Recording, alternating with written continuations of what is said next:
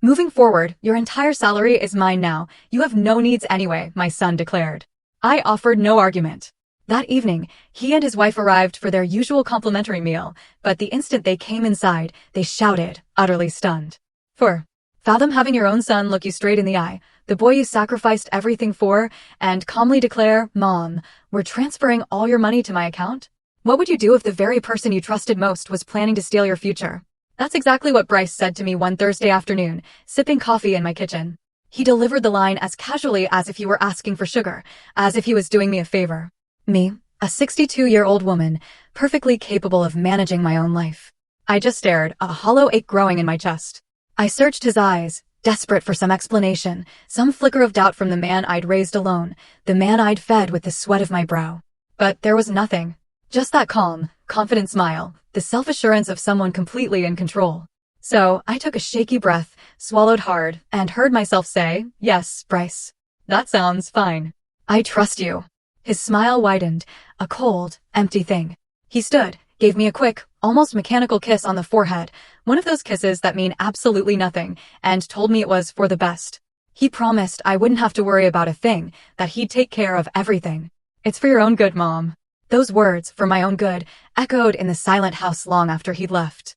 That very evening, like clockwork, Bryce returned. Not alone, of course. His wife was with him, just like every Friday night for the past 3 years. They expected dinner ready, the table set, hot, free food waiting. It was their routine.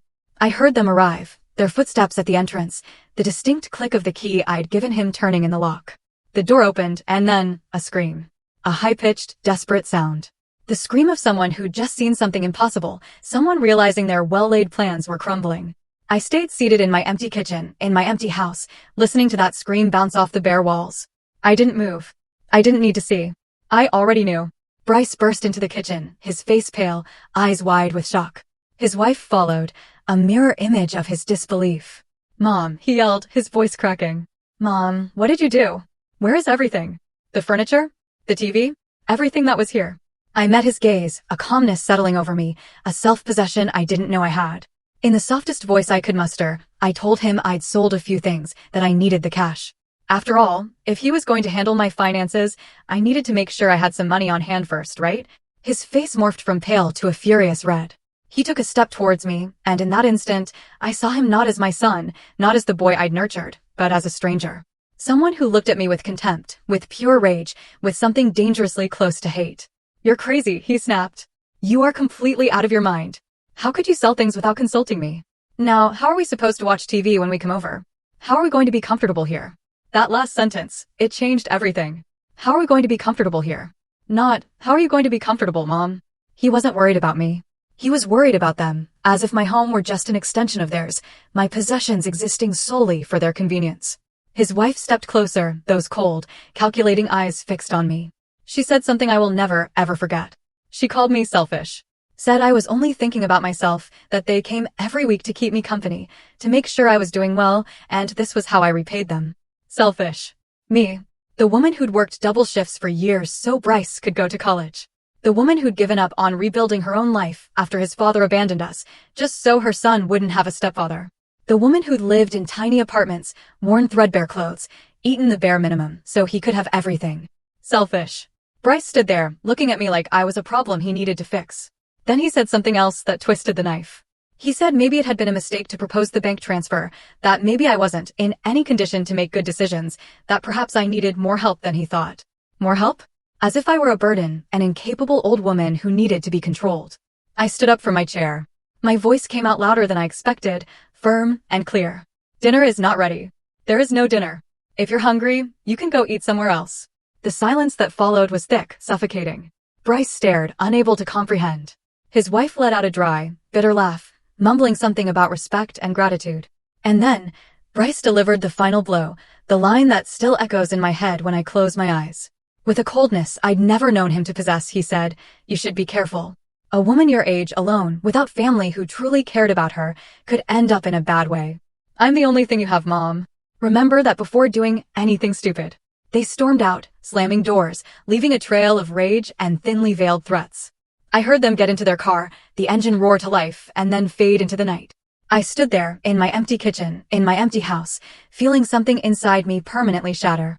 But it wasn't sadness. It wasn't desperation. It was something different. It was clarity. A chilling, absolute certainty that my son didn't love me. Perhaps he never had. That I was just a resource to him. Money, food, convenience. I sat back down, gazing at the bare walls, the empty spaces where furniture bought with my own labor and effort once stood. And for the first time in a very long time, I smiled. Because Bryce didn't know something important. He didn't know I hadn't sold the furniture for money. I'd sold it to send a message. To see how he would react. To confirm what I already suspected deep down. And he had reacted exactly as I'd expected, with rage, with indignation, with the attitude of someone who felt entitled to another person's things. That night, in the darkness of my empty house, I made a decision. I wasn't going to scream. I wasn't going to cry. I wasn't going to beg. I was going to do something far more powerful. I was going to observe. I was going to wait. I was going to let Bryce believe he had won. And then, when he least expected it, when he was most confident, most sure of his control over me, I was going to show him who Ellie Johnson truly was. Not the submissive mother he thought he knew, but the woman who had survived a broken marriage, poverty, and grueling hard work. The woman who knew exactly how to protect herself. The woman he should never have underestimated. There was a time I believed being a mother was enough. That the love I gave would be naturally returned, like a universal law. That the sacrifices I made every day would build something solid, something unbreakable between my son and me. How profoundly wrong I was. Bryce was born on a stormy night 34 years ago. His father, the man who promised me a life together, left when Bryce was barely 2. He said he wasn't ready to be a dad, that he needed to find himself, and that I would understand someday. I never understood. But I also didn't wait for him to return. I was left alone with a small child, a 2-bedroom apartment I could barely afford, and a secretarial job paying $800 a month. It wasn't enough. Never enough. So, I got a second job cleaning offices at night. I'd leave Bryce with my neighbor, Mrs. Bertha Washington, an older lady who charged me $50 a week. I worked from 7 a.m. to 6 p.m. at the office, came home, fed Bryce, bathed him, put him to bed, and then headed out again at 9 p.m. to clean buildings until 2 a.m. I slept 4 hours and started all over again. I did this for years. So many years I lost count. I remember Bryce always wanted the brand name sneakers the other kids wore. They cost $100. I earned maybe $1,200 a month between both jobs. $100 was almost all my grocery money for 2 weeks. But I bought them for him. I didn't want my son to feel less than anyone else. I wanted him to know his mother would do anything for him. I ate rice and beans for an entire month to pay for those sneakers. When Bryce turned 18, he wanted to go to a private college that cost $10,000 a year. I didn't have that money. Not even a tenth of it. But I went to the bank and took out a loan.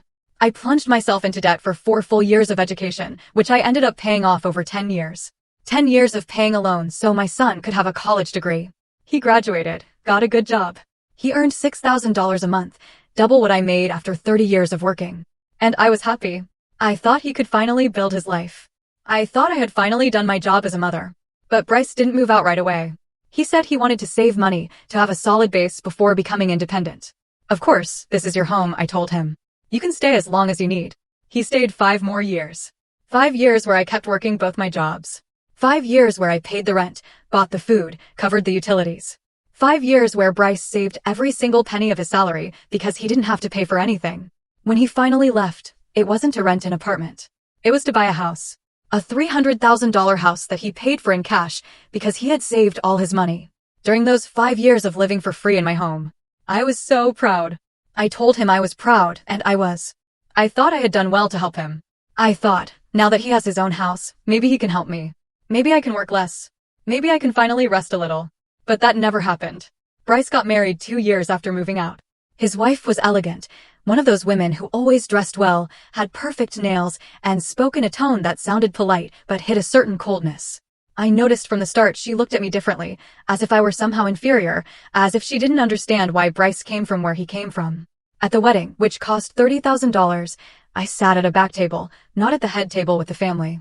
Bryce explained it was because there were a lot of important people, clients from his work, and they needed those tables for them. I said I understood. I smiled in the photos, danced when asked, and went home alone that night, feeling strangely empty. After the wedding, Bryce's visits became less frequent. Before, he'd come 2 or 3 times a week. After, once every 2 weeks, then once a month. Always in a rush, always looking at his phone, always with some excuse to leave early. I didn't say anything. I didn't want to be the heavy mother, the complaining mother, the mother who didn't understand her son had his own life now. But then they started coming on Friday nights. Always around dinner time, always unannounced, always expecting me to have food ready. At first, I was delighted. I thought Bryce finally wanted to spend time with me, that he finally missed me. So I cooked his favorite dishes, set the table beautifully, bought dessert. But I noticed something. Bryce never came alone. He always brought his wife. And they never came to chat. They came to eat. They arrived, sat down, ate, and left. Sometimes they stayed an hour, sometimes less. I also noticed he never brought anything, never a bottle of wine, never a dessert, never money to help with the food. Nothing. One night, after they left, I calculated how much I'd spent on dinner. $15. Money I didn't have to spare. $15 meant I'd have to work extra hours to compensate. And I realized something chilling. For Bryce, I had become a service. A free restaurant. A place where he could come to eat without paying, without even truly saying thank you. I started to notice other things too. When I asked him for help, he always had an excuse. When I needed him to take me to the doctor because my car was broken, he was too busy. When I mentioned my refrigerator was making strange noises and I was afraid it would break soon, he told me to buy a new one, as if I had $500 saved for emergencies. I didn't. I barely had enough to make it to the end of the month. But the worst was my birthday. My 60th birthday. Bryce arrived 2 hours late with no gift, no card, and an excuse about traffic. He stayed 20 minutes.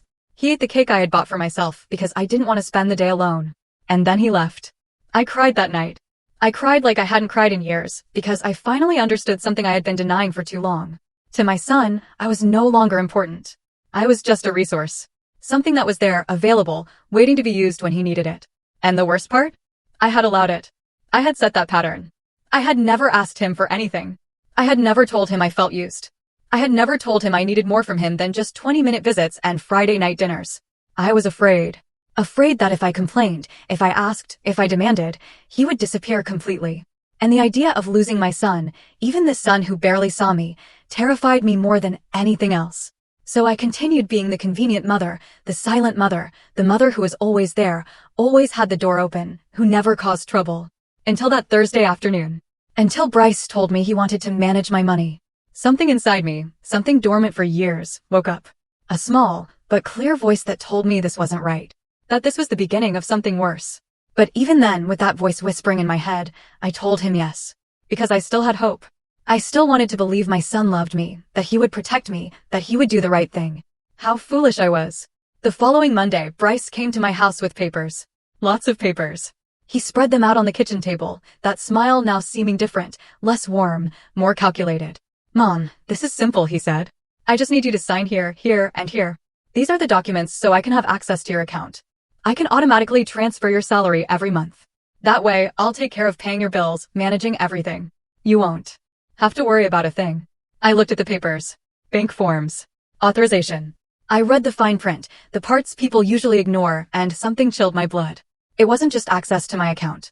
It was full power of attorney. The authority to make transfers, to close accounts, to make all financial decisions on my behalf. Bryce, I said, my voice barely a whisper. This says you'd have total control over my money. He nodded, as if it were the most normal thing in the world. Yes, Mom. It's easier that way. That way, I can handle everything without having to ask you for authorization every time. It's for practicality. Practicality. That word echoed in my head. Practicality for whom? I wondered. But I didn't say it out loud. I took the pen he offered, held it in my hand. For a moment, I was about to sign. I was about to give him everything, because that's what I had always done. Trust. Surrender. Believe. But then I remembered Friday night. I remembered his face, contorted in fury when he saw the empty house. I remembered his words, the way he had threatened me, even if he probably didn't even realize it was a threat. I put the pen down on the table. You know what, Bryce? Give me a few days to think about it. I want to read everything calmly. I want to be sure. His expression changed for just a second. A flash of irritation crossed his face before he smiled again. Mom, there's nothing to think about. It's simple. But okay. If you want to take a few days, that's fine. He left, but he left the papers as if assuming I would eventually sign them anyway. I couldn't sleep that night. I stayed up, staring at those papers on the kitchen table, and something inside me screamed, this is not for your good. This is the beginning of something you won't be able to reverse. The next day, I went to the bank. Early, before work. I asked the teller to review my account, to show me all the transactions for the last 6 months. She printed the pages. I reviewed them carefully, line by line, and then I saw it. I saw it, and the floor moved beneath my feet. There was a withdrawal I hadn't made. A withdrawal of $1,200 from 3 months ago. $1,200 that had left my account, and I didn't remember taking it out. I asked the teller for more details. She checked her computer and told me something that stole my breath. The withdrawal had been made at a branch across town, using my debit card. But I had never gone to that branch. And my card was in my wallet. It had always been in my wallet, except for once. I remembered then. 3 months ago, Bryce had come to visit. I was in the shower when he arrived. I yelled for him to come in, that the door was open. When I came out, he was waiting for me in the living room. We chatted, and at some point, I went to the kitchen to make coffee. My wallet was in my purse. My purse was in the living room with Bryce. I felt nauseated. The whole world tilted. This could only mean one thing. My son had taken my card, memorized or photographed the numbers, and withdrawn money from my account without my permission. I asked the teller if there was any way to know exactly what had happened. She told me I needed to file a formal claim, that the bank would investigate, which could take several weeks. I told her I'd think about it. I left the bank feeling like I no longer knew my own son. But I didn't file the claim. Not yet. Because I needed to be sure. I needed to know if this had been just once, or if there was more. I spent the next few days checking everything. Every piece of paper in my house. Every document, every old bank statement I had kept in a box in my closet. And I found more. I found that 2 years ago, when I was in the hospital with pneumonia, someone had used my health insurance for consultations. Appointments I hadn't made, at clinics I didn't know.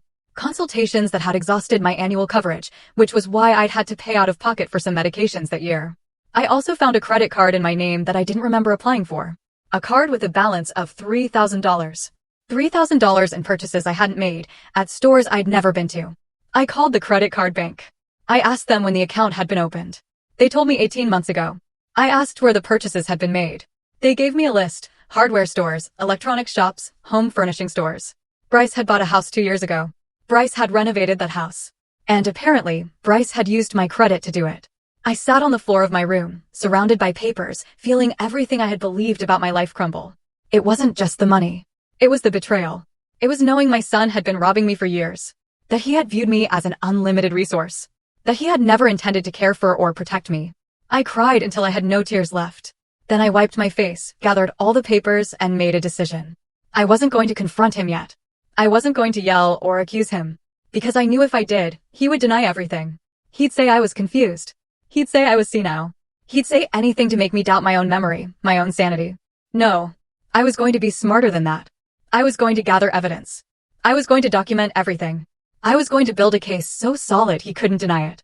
And then, only then, would I act. On Friday of that week, Bryce came back. As always, at dinner time. As always, expecting me to have food ready. But this time, I had cooked differently.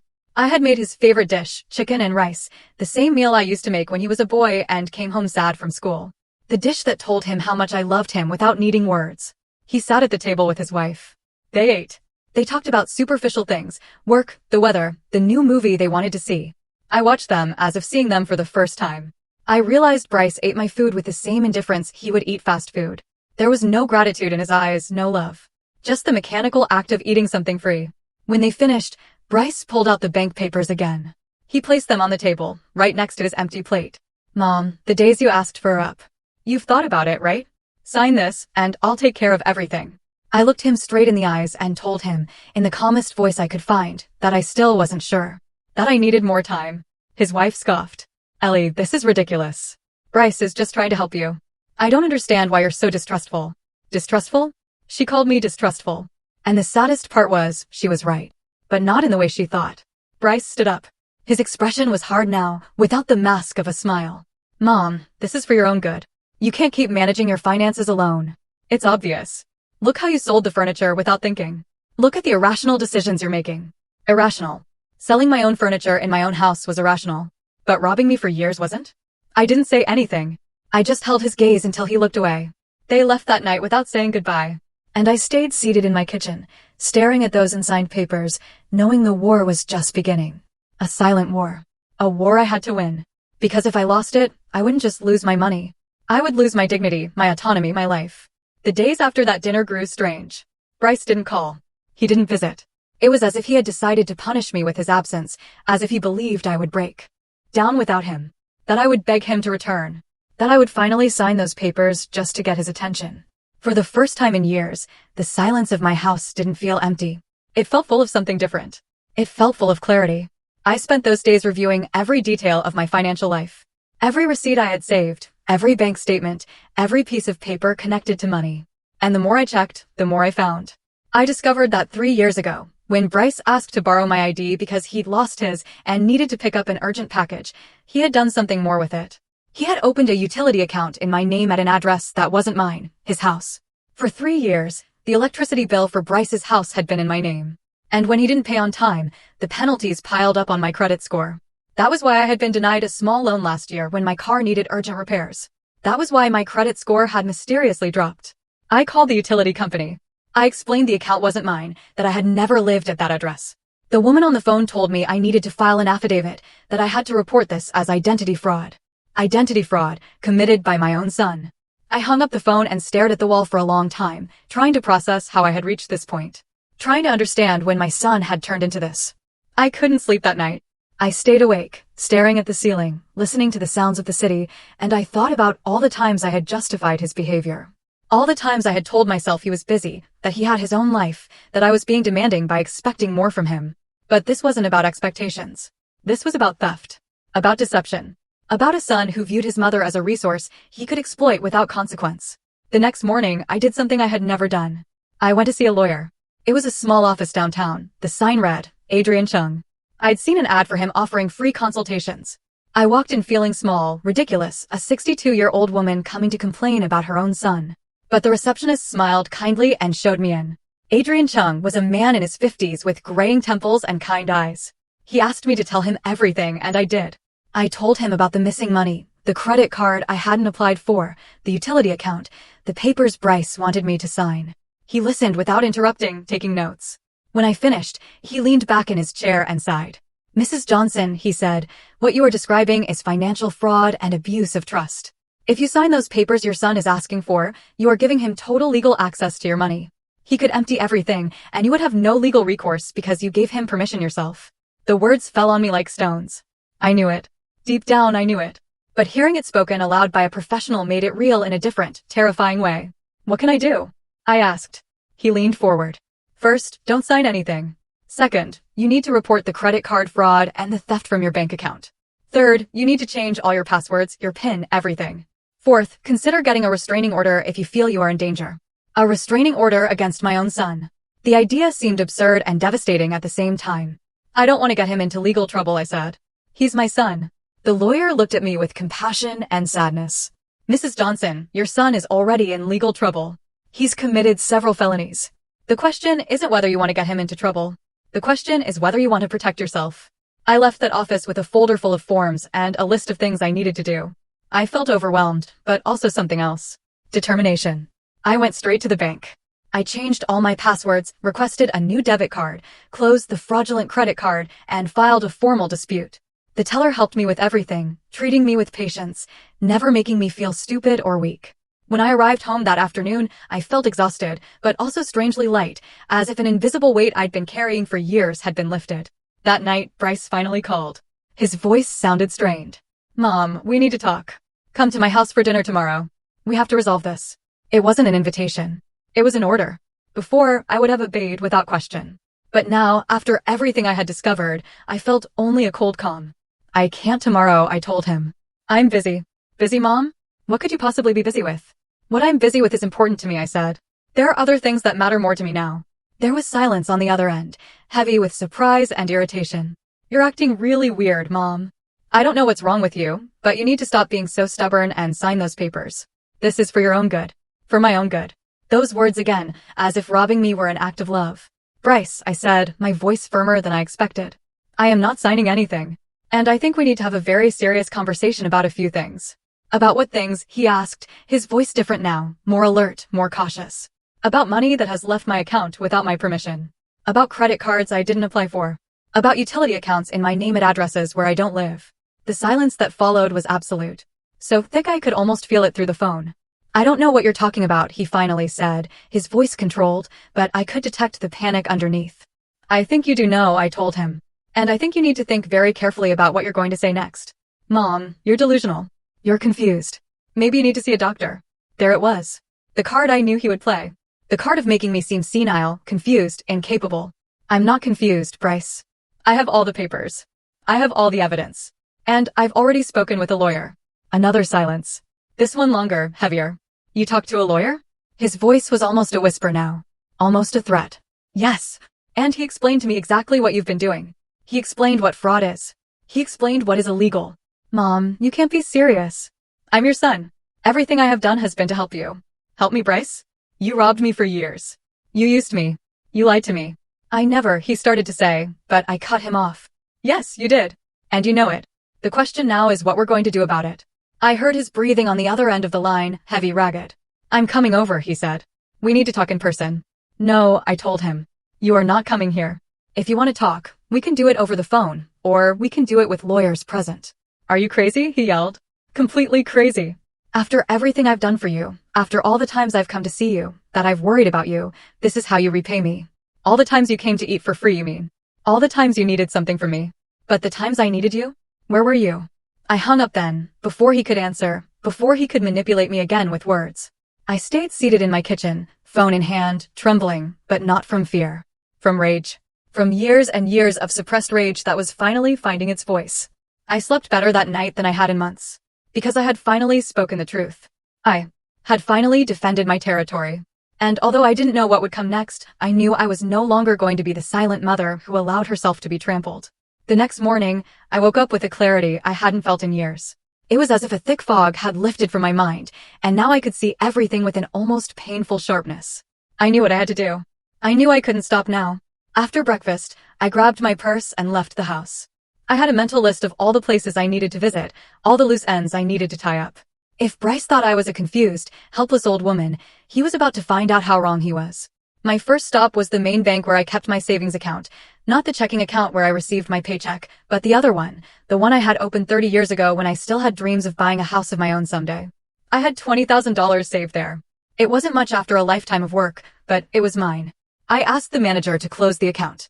She asked if I was sure if there was a problem. I told her I just wanted to make some changes. She gave me the money in a cashier's check and recommended I open an account at another bank for greater security. I followed her advice. I went to a different bank, one across town, one where Bryce had never been with me. I opened a new account, an account only I knew about, an account where he could never find my money. Then I went to the utility company. I presented all the documents Adrian Chung had helped me prepare, the affidavit, the copy of my ID, the proof that I had never lived at the address where the account was registered.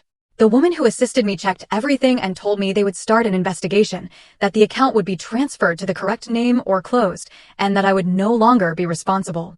I felt as if an invisible chain had been taken off my shoulders. My next stop was the credit bureau. I requested a full report of my history. I wanted to see everything. I wanted to know if there were more things Bryce had done behind my back. The employee gave me a thick document. I sat in the waiting room and read it page by page. There was another thing. Another thing I didn't know about. A personal loan of $5,000 applied for in my name 2 years ago. A loan that had never been fully paid and was now in collections. $5,000. I felt the rage rise back up my throat like bile. I marked every fraudulent item with a highlighter. I filled out the dispute forms one by one with clear, firm handwriting. When I left that office, it was nearly 3 o'clock in the afternoon. I hadn't eaten anything since breakfast, but I wasn't hungry. I had something stronger than hunger. I had purpose. I then went to the house of my neighbor, Mrs. Bertha Washington. She was 70 years old and had lived in the building since before I did. We had been friends for decades, although we'd grown distant over the last few years. I had been so focused on Bryce, so consumed with trying to maintain that relationship, that I had neglected other connections. I knocked on her door. She opened it, surprise on her face. Ellie, what a surprise. Come in, come in. We went into her living room. She offered me coffee, and I accepted. We sat down, and she looked at me with those wise eyes that had seen so much in life. You look different, she said. I don't know what it is, but there's something different about you. And then I told her everything. I told her about Bryce, about the money, about the betrayal, about everything I had discovered. I talked for almost an hour without stopping, and she listened without interrupting, nodding occasionally with an expression that mixed sadness and something that seemed like recognition. When I finished, she sighed deeply. Ellie, I knew something wasn't right. I saw it every Friday when he came, the way he treated you, like you were a service. But I didn't say anything because it wasn't my place. But I'm glad you're finally seeing the truth. She took my hand. Her fingers were cool, but her grip was firm. I need to ask you a favor, I said. I need you to be my witness. I need that if Bryce comes and tries to say I'm confused, that I'm senile, you can confirm that's not true, that I'm in full possession of my faculties. She nodded without hesitation. Of course. And more than that, if you need a place to stay, if you ever don't feel safe in your house, my door is open. Those words filled me with such deep gratitude that they almost made me cry. But I didn't cry. I had cried enough. Now it was time to act. That night, back in my house, I organized all the documents I had collected. I put them in a large folder. I made copies of everything, stored the originals in a safe place, and left the copies in the folder. If something happened to me, if Bryce tried to do anything, there would be evidence, there would be proof. I also wrote a letter, detailing everything I had discovered, everything Bryce had done. I put it in a sealed envelope with instructions that it should only be opened in case of emergency. I gave it to Mrs. Bertha to hold on to. I was preparing myself like a general preparing for battle, because I knew Bryce wasn't going to let this go. I knew he would come, that he would try to manipulate me, to convince me, to make me doubt myself. But I was no longer the same woman I had been 2 weeks ago. That woman had died the night Bryce threatened me in my own kitchen. The woman I was now was different. She was stronger, clearer, more determined. On Wednesday afternoon, as I was making tea, I heard a car stop in front of my building. I looked out the window and saw Bryce's car. He got out along with his wife. They looked determined. They were coming to confront me. I took a deep breath, put away my cup of tea, and waited. The doorbell rang once, twice, 3 times, each time more insistent. I opened the door, but didn't invite them in. I stood on the threshold, blocking the entrance. "We need to talk," Bryce said. His voice was hard, with no pretense of kindness. "I'm listening," I told him. "Inside, Mom. We're not going to talk in the hallway. We don't have anything to talk about inside. Whatever you have to say, you can say it here." His wife scoffed. "This is ridiculous, Ellie. Stop acting like we're enemies." "You're not enemies," I replied. "Enemies are honest about their hostility. You're worse. You're thieves hiding behind pretty words." Bryce took a step toward me, his face red with fury. "How dare you? After everything I've done for you?" "Everything you've done for me, Bryce," I said, holding his gaze. "I have the records. I have the proof. I know exactly how much money you've stolen from me. I know about the fraudulent credit cards. I know about the utility account. I know about everything." He froze. He opened his mouth, but no sound came out. "And now," I continued, with a calmness that surprised even myself, "you have 2 options.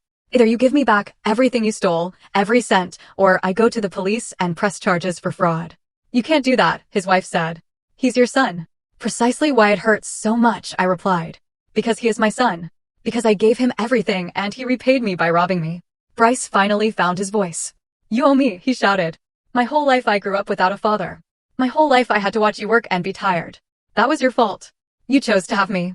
You chose to stay alone. I didn't ask to be born." His words landed like punches, but they no longer hurt the way they used to. Because now I could see them for what they were, justifications, excuses from someone who knew he had done something unforgivable and was trying to shift the blame. "You're right," I told him. "I chose to have you, and it was the best decision of my life until it stopped being the best. But that doesn't give you the right to steal from me. That doesn't give you the right to exploit me. I didn't steal anything. I just took what was owed to me. Nothing was owed to you, Bryce. I gave you everything you needed when you were a child.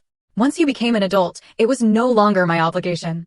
And it was definitely not my obligation to give you access to my money without my knowledge." His wife grabbed his arm. "Let's go. It's not worth it. She's already lost." Lost. What an interesting choice of words. As if I were the one who was wrong. As if defending my own money and dignity were madness. They left then.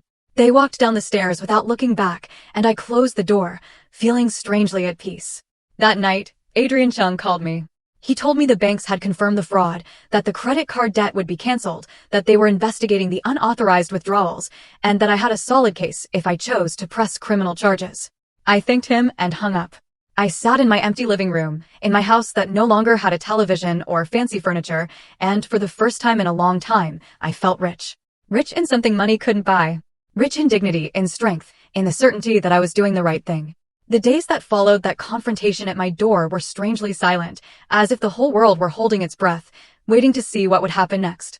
I found myself caught in a kind of emotional limbo where rage and pain mixed with a growing sense of liberation that I didn't know how to fully process. Bryce didn't call again. He didn't show up at my door again. And for the first time in years, I wasn't constantly waiting for his contact. I wasn't checking my phone every hour to see if there was a message from him. I wasn't inventing excuses in my mind to justify his absence or his silence. But although he wasn't physically present in my life, his digital presence was impossible to ignore. Something in me led me to check his social media, something I normally wouldn't do, as it always seemed like an invasion of privacy, even for a mother. But now, I felt I had the right to know what he was doing, what he was saying, how he was presenting his life to the world while I dealt with the consequences of his actions in private. What I found took my breath away with its audacity, its absolute disconnection between reality and the image he was projecting. He had posted a photo the day after our confrontation, a photo of him and his wife at a fancy restaurant, smiling at the camera with glasses of wine in their hands. The caption said something about celebrating the release of toxic energy and surrounding oneself only with people who add value to life. As if I were the toxicity he needed to liberate himself from. As if my refusal to let myself be robbed further was some kind of negativity he had the wisdom to eliminate from his existence. The comments were all positive, congratulating him for protecting his peace of mind, for setting healthy boundaries, for prioritizing his emotional well-being. I stared at the screen, feeling a mix of disbelief and disgust. All those people supporting him had no idea that the man they were celebrating had been robbing his own mother for years. There were more posts in the following days, each one more elaborate, as if Bryce were deliberately constructing a public narrative of his life that had nothing to do with the truth I knew.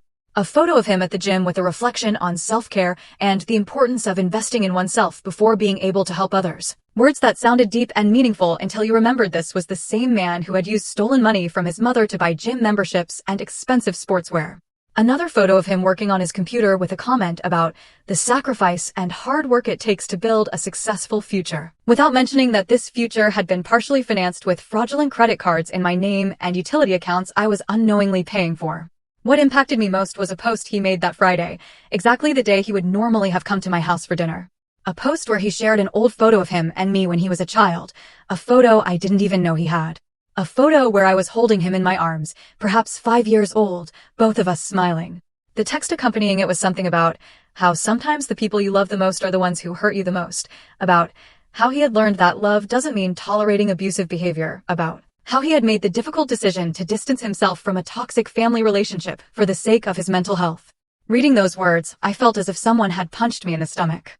Bryce had taken our history, our real relationship with all its complicated and painful nuances, and completely inverted it, presenting himself as the victim and me as the abuser.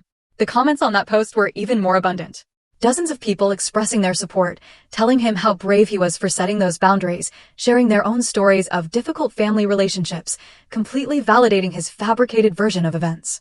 There were people I knew in those comments, neighbors who had known him when he lived with me, coworkers who had come to parties at my house years ago.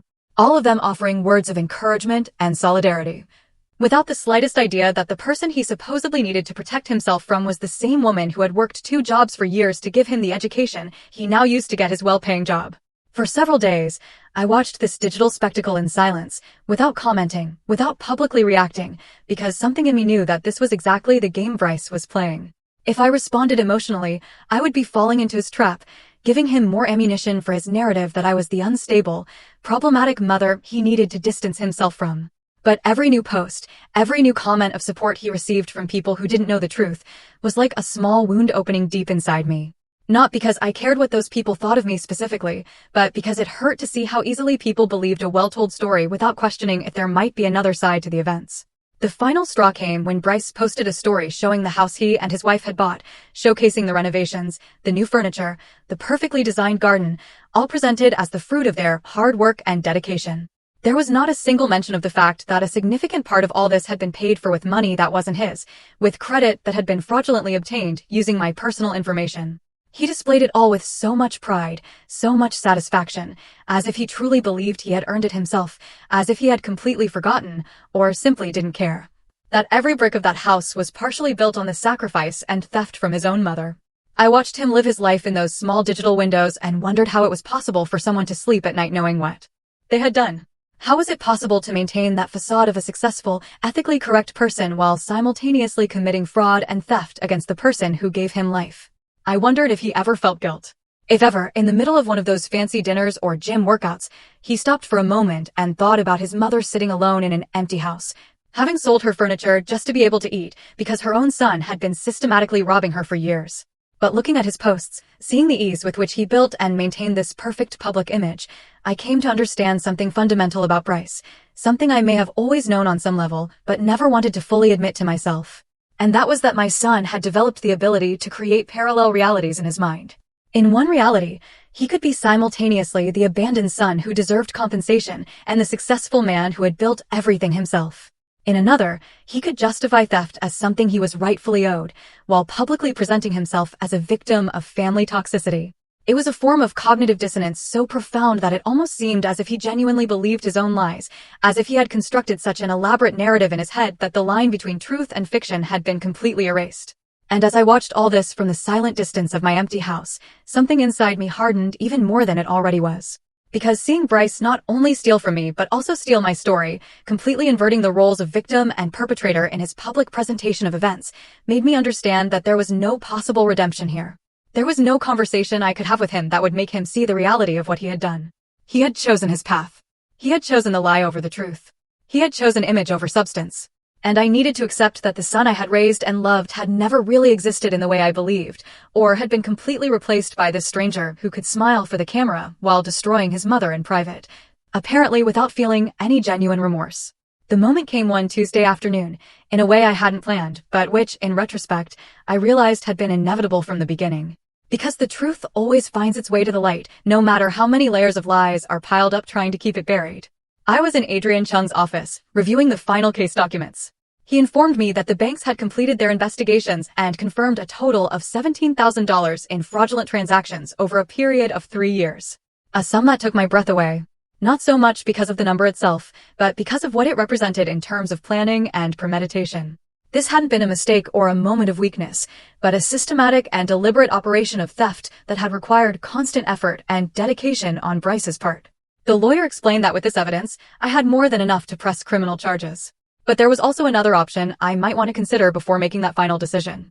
That option was to send a formal demand letter to Bryce, giving him the opportunity to return the stolen money and compensate for the damages before proceeding with more severe legal action.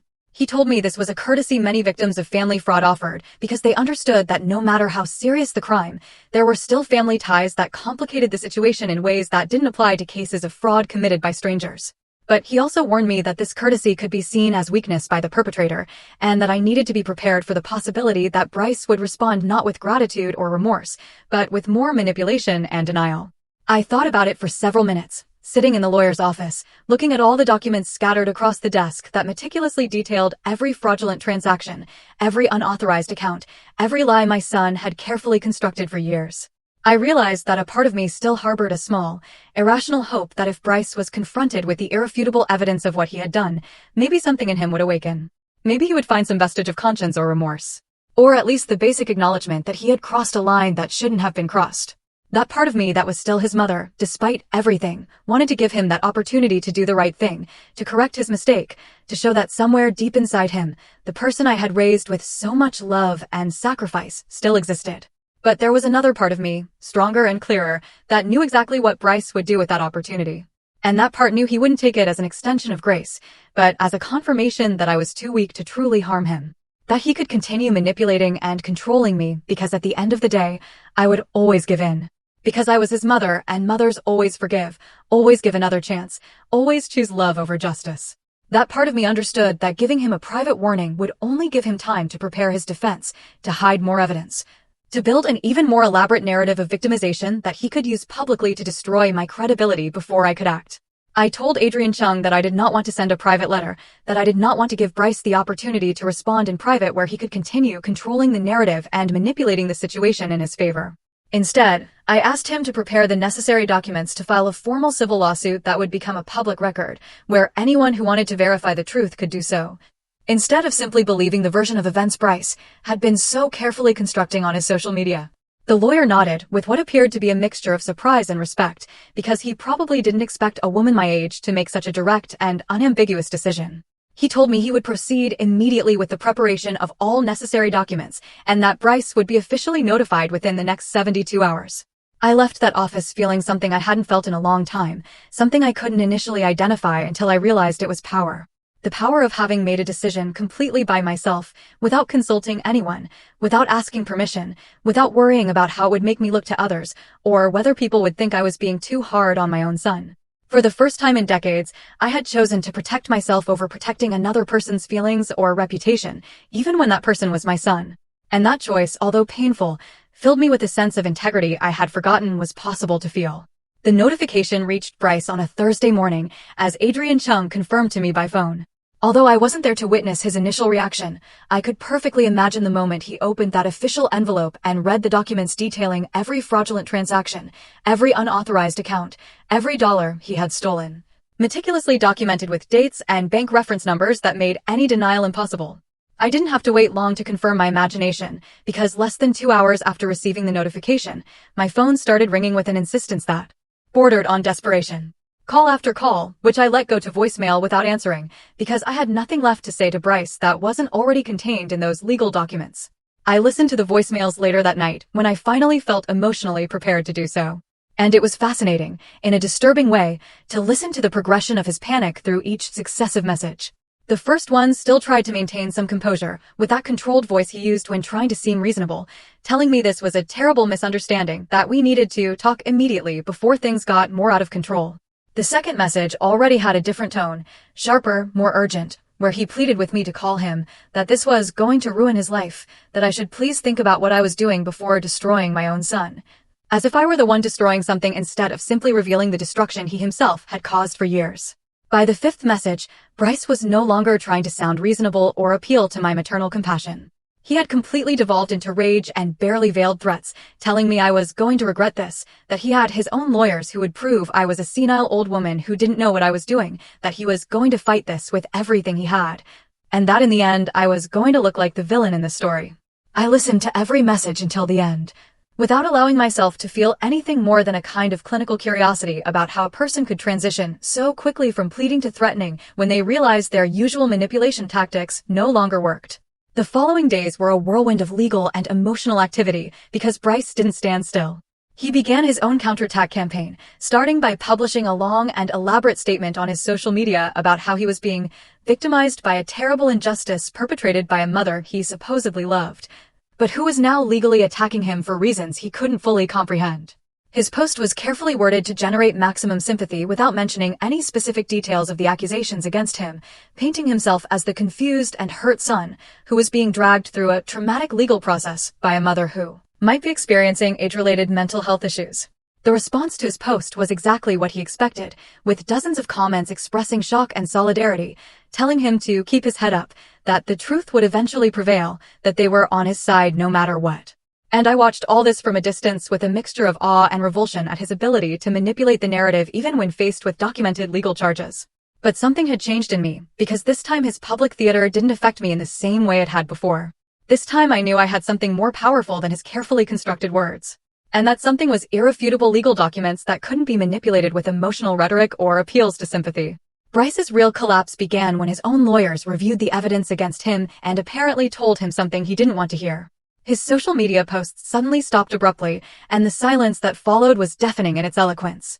Adrian Chung informed me that Bryce's legal representatives had contacted him, asking about the possibility of reaching an out-of-court settlement, which basically confirmed that they knew he had no real defense against the evidence I had presented, and that his best option was to try to minimize the damage before this proceeded to a public trial where all the dirty details would be revealed in public access documents. That's when the cracks in Bryce's carefully constructed life began to show. Apparently, some of his closest friends had started asking uncomfortable questions after his wife casually mentioned at a social gathering that they were dealing with a complicated family legal problem. Once people started digging a little deeper, they discovered the public lawsuit documents detailing the specific accusations of financial fraud. Mrs. Bertha told me she had heard from other neighbors that Bryce's name was being mentioned in neighborhood conversations in ways that were definitely not flattering, that the people who had once seen him as the successful, educated son now looked at him with suspicion and distrust. His wife was apparently furious, not necessarily about the moral implications of what Bryce had done, but about the damage to their social reputation. According to rumors that reached my ears through the neighborhood gossip network, there had been considerable fights in their house about how to handle the situation. Bryce tried to call me several more times during those weeks, but I maintained my absolute silence, because there was nothing he could say to change the documented facts of what he had done. And my silence was apparently more devastating to him than any angry word I could have said, because it meant I had moved completely from anger to indifference. And that indifference was the final death of any power he once held over me. The final settlement was reached 3 months after I filed the lawsuit, and the terms were exactly what Adrian Chung and I had established as the minimum acceptable. Bryce had no choice but to accept when his own lawyers explained that going to trial would mean not only the complete public revelation of all the fraud details, but also the very real possibility of criminal charges that could result in jail time. He had to return the full $17,000, plus another $5,000 in compensation for damages and injuries, in addition to paying all the fees for cleaning up my credit and my attorney's fees. And all of this had to be paid within a period of 6 months, with verifiable monthly payments, or the agreement would automatically be invalidated and criminal charges would proceed without further warning. But beyond the money, which honestly had never been the main point of all this, the agreement included a clause that I had insisted on adding, and which Adrian Chung initially thought was unnecessary, but which for me was absolutely essential. That clause stipulated that Bryce had to issue a public statement acknowledging that he had committed financial fraud against his mother, and that the accusations in my lawsuit were true and substantiated. He fought that clause more than any other part of the agreement, because he knew exactly what it would mean for his carefully cultivated image to publicly admit that everything he had been saying about being a victim of a toxic mother was a lie designed to cover up his own crimes. The statement appeared on his social media one Tuesday afternoon. It was brief and clearly drafted by his lawyers to minimize the damage as much as possible within the limits of what the agreement required. But still, the words were there, in black text on a white background, admitting that he had accessed bank accounts without authorization, that he had opened credit cards using another person's information, and that he had committed serious errors in judgment that he deeply regretted. The comments under that post were wild, with people who had previously supported him unconditionally now expressing shock and disappointment, while others who had apparently suspected something all along felt validated in their doubts. I watched all that digital drama unfold with a sense of closure that had nothing to do with satisfaction or revenge, but simply with the quiet recognition that the truth had finally been spoken publicly. The first payment arrived in my account exactly on the specified date, and every subsequent payment also arrived punctually, because Bryce knew that a single missed payment would mean consequences he definitely could not afford to face. With that money, I did something he might never have expected me to do. Instead of simply replenishing my savings accounts or using it to replace the furniture I had sold, I bought a plane ticket to a place I had never been before. I had spent 62 years living for other people, for my son, for the illusion of maintaining a family relationship that only existed in my imagination.